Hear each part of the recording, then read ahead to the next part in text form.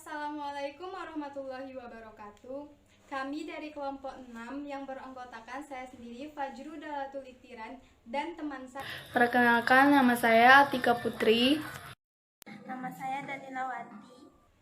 Kami akan mempresentasikan hasil analisa kami dari sebuah jurnal yang berjudul Optimization of Solar Energy Harvesting and Empirical Approach.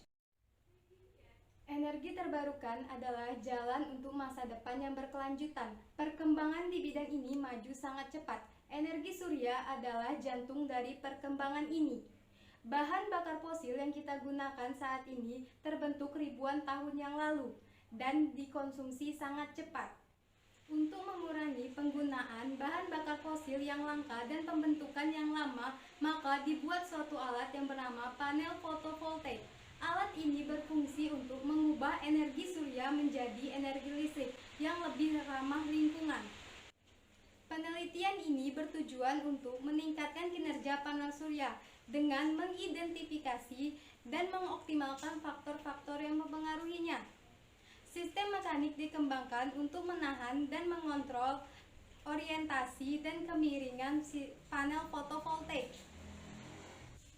Kinerja dan efisiensi panel fotovoltaik tergantung dari beberapa faktor.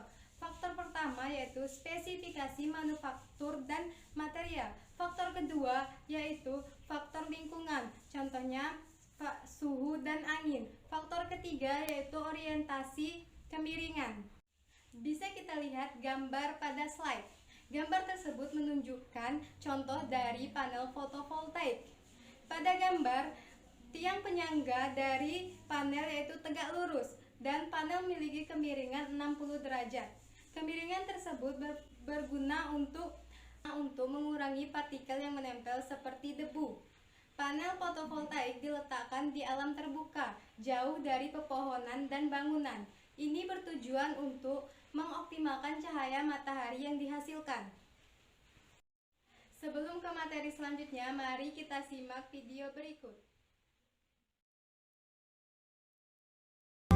Sinar matahari sebagai sumber energi listrik, di samping jumlahnya yang tidak terbatas, pemanfaatannya juga tidak menimbulkan polusi yang dapat merusak lingkungan.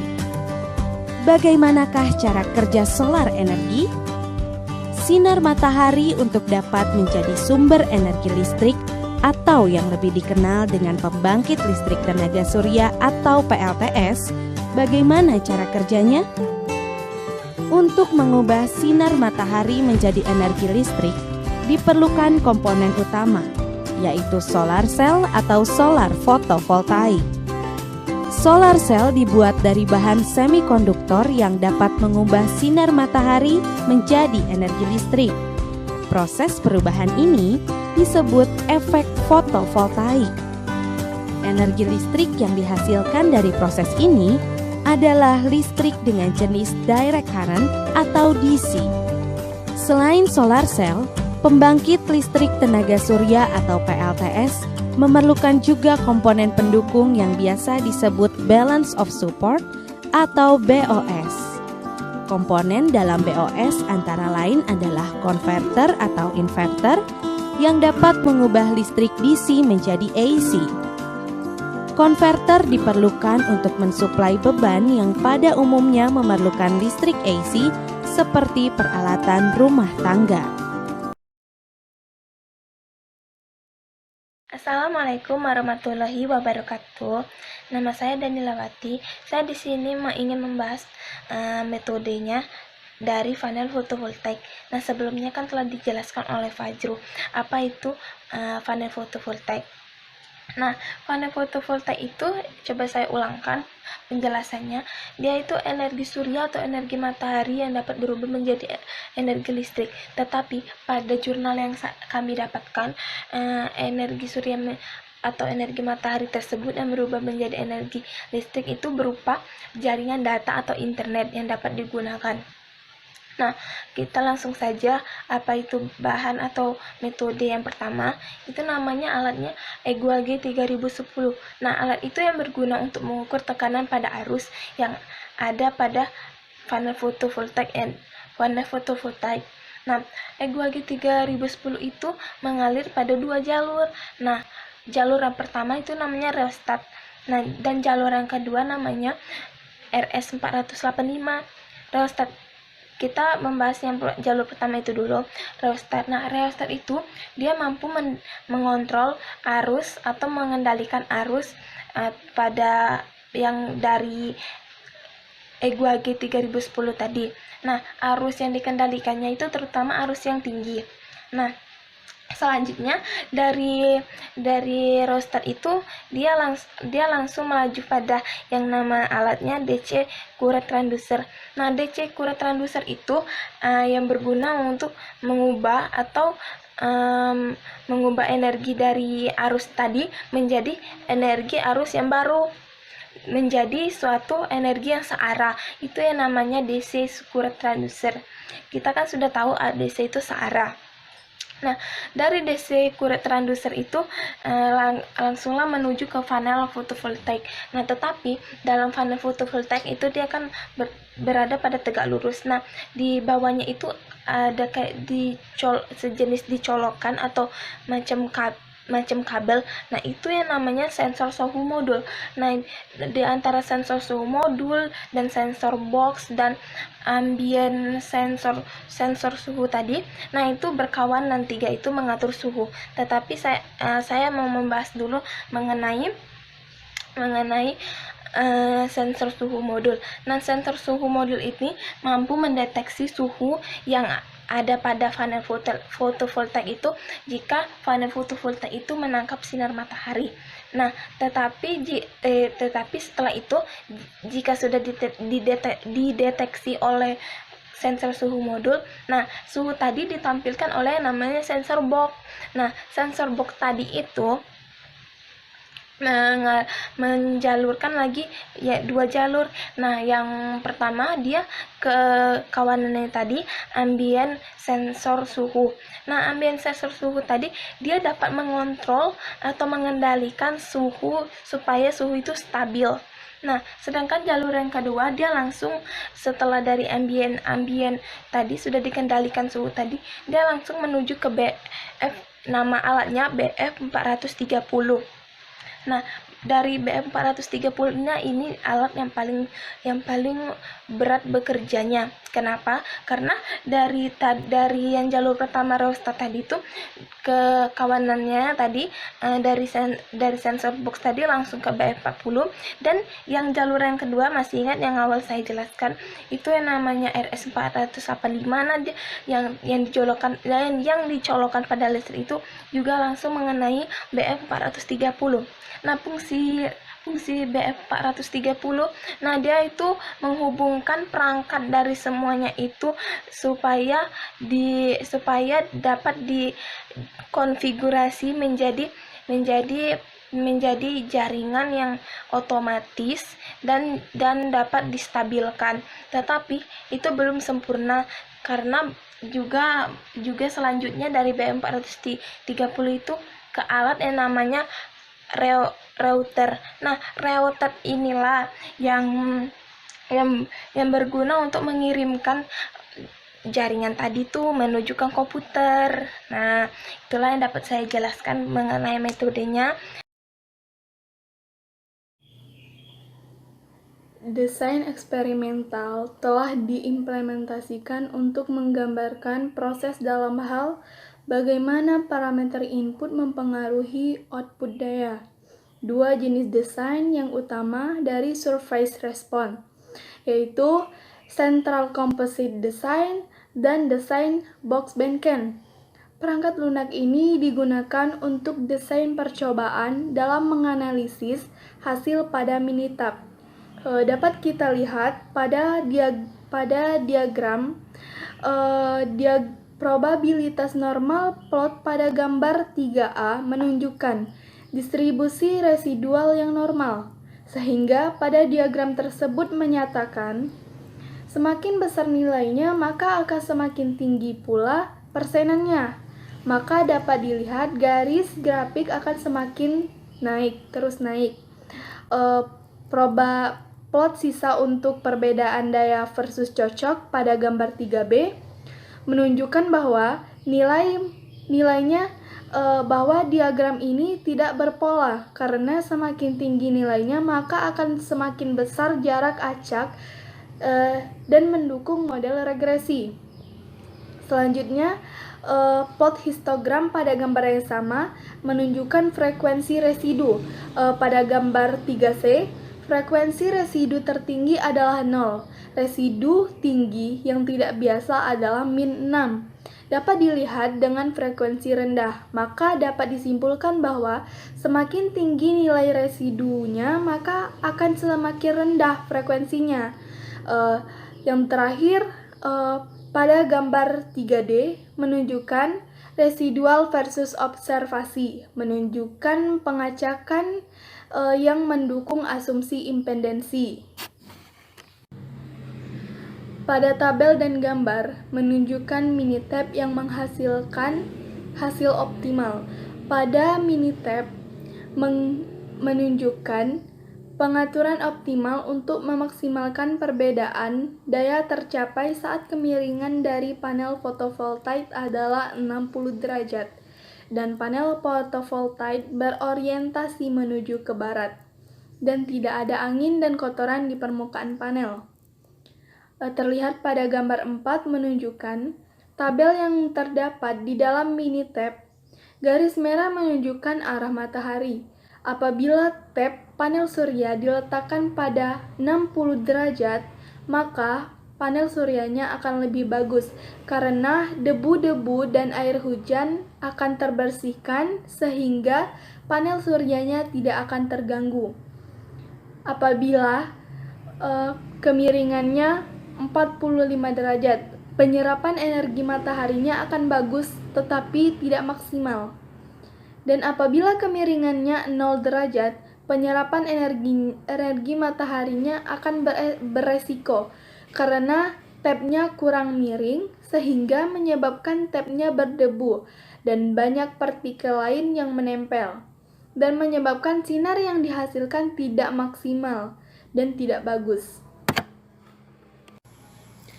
Pada gambar selanjutnya, gambar di atas satu elemen yang diabaikan selama penelitian dan proses pengoptimalan.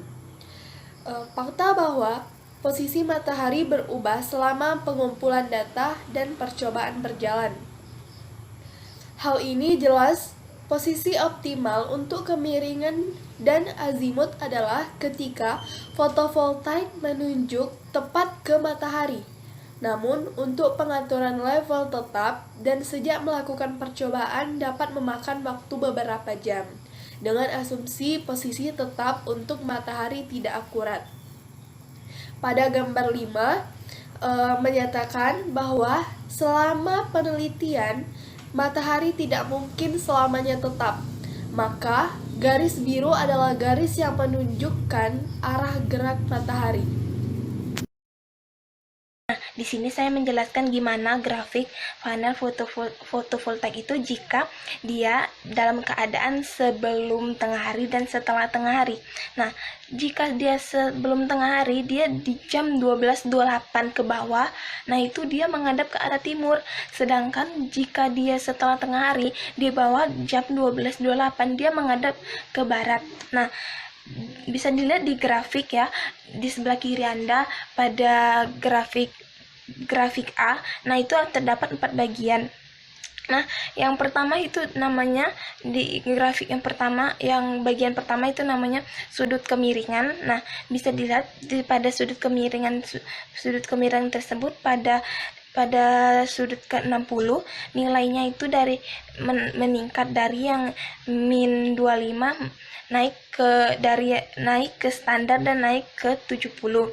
Dan pada di tabel berikutnya atau gambar berikutnya itu juga grafiknya menurun sangat. Itu pada bagian B itu namanya sudut orientasinya. Di sudut orientasinya itu berkisaran min 45 ke positif 45. Dan angkanya nilainya dari positif 25 menurun ke negatif 25. Dan yang di sebelahnya itu tingkat angin.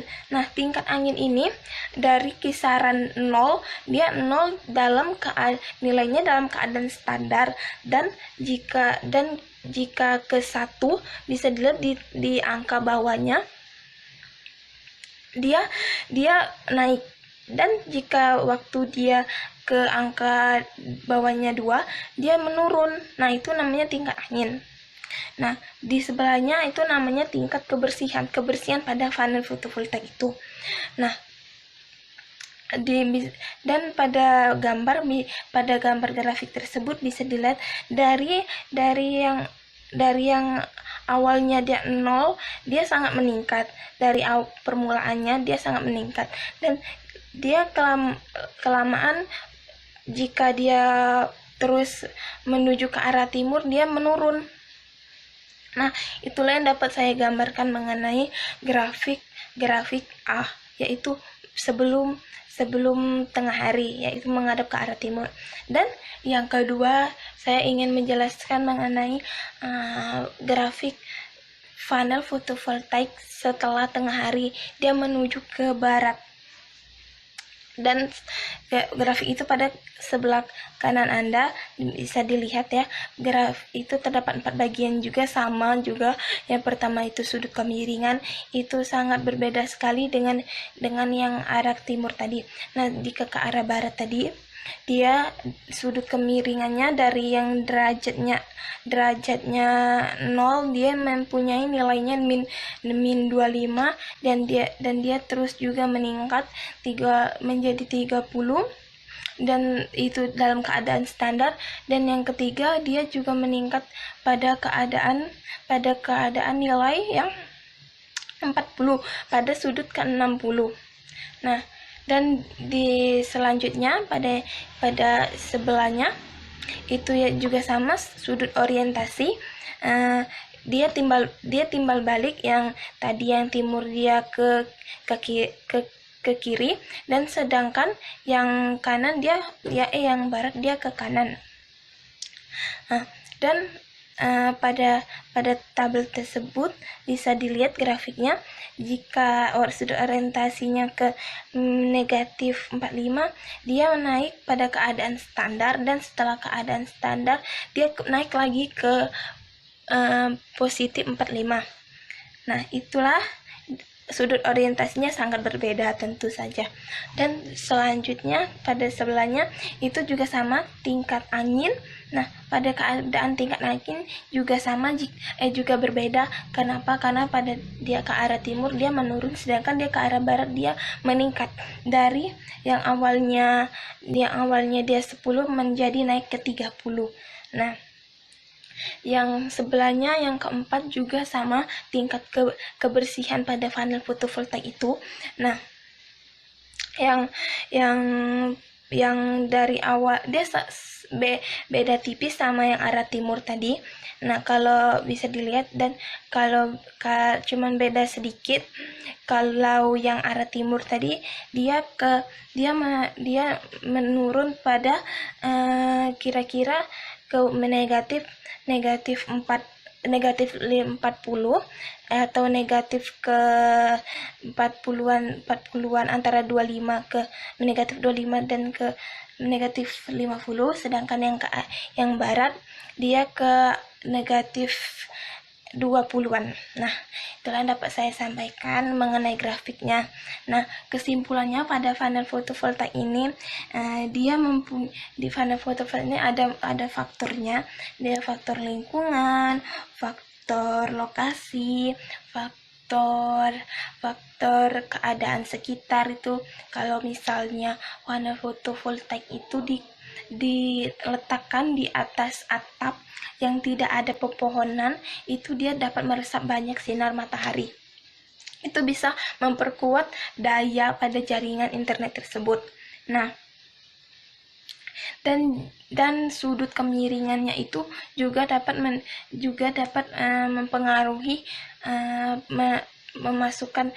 mempengaruhi masukan dari energi surya tersebut menjadi energi listrik. Nah, itulah yang dapat kami dan kawan-kawan sampaikan. Apabila ada kesalahan kata, mohon maaf. Dan sekali lagi saya ucapkan wassalamualaikum warahmatullahi wabarakatuh.